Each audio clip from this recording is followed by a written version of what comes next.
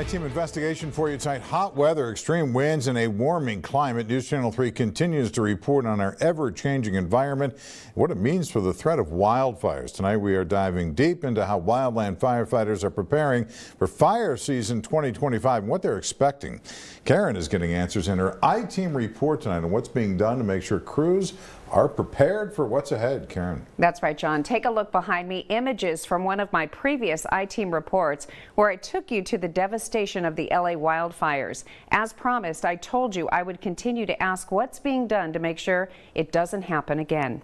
Let's begin by looking at the conditions and what firefighters are facing right now. Take a look at this map. This is what's called fire hazard severity zones. All of this red across the state classifying these areas as high fire hazards. It's based on factors like fire fuels and winds. Now bring this in further to Riverside County. Not much of the lands around the Coachella Valley are federal responsibility, but you still see plenty of high fire hazards. It's important to understand that hazard doesn't mean risk. Hazard is based on likelihood and risk is based on potential damage. In my I-Team investigation, I take you inside the training of those responsible for stopping the flames and vital information about the dangers they face. Images we can't get out of our heads. Los Angeles fires, projected to be one of the costliest natural disasters in U.S. history. Thousands of structures destroyed, dozens of lives lost. And the aftermath, where I took you inside devastated neighborhoods. Our neighbors to the south still trying to move forward after the unthinkable. Devastation I will never forget. And it was then I made a commitment to get answers. That's where I continued my journey. Fire is a big threat to the residents of California, and we like to stay 100% ready. Go left side! Go left side!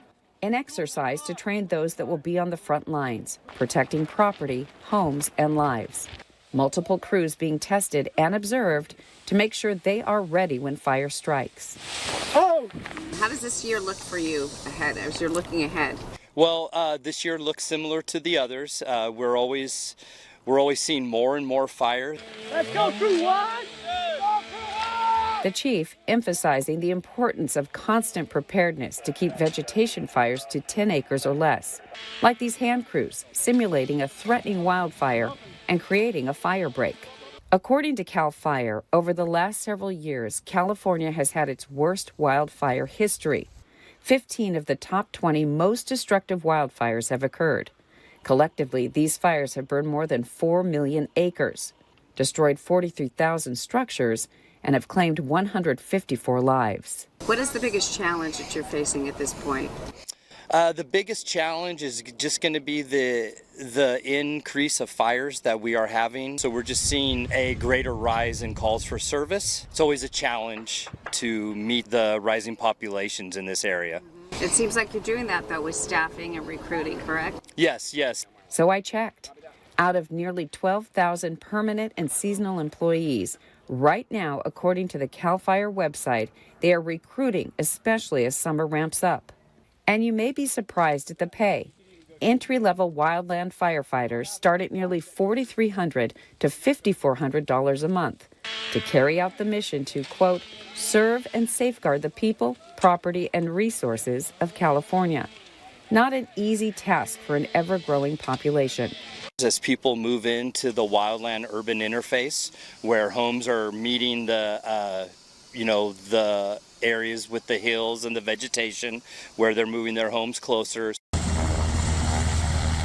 Searching for answers, I wanted to know about the tools available to firefighters this year versus last year. Meet the Sikorsky S-70I Firehawk helicopter,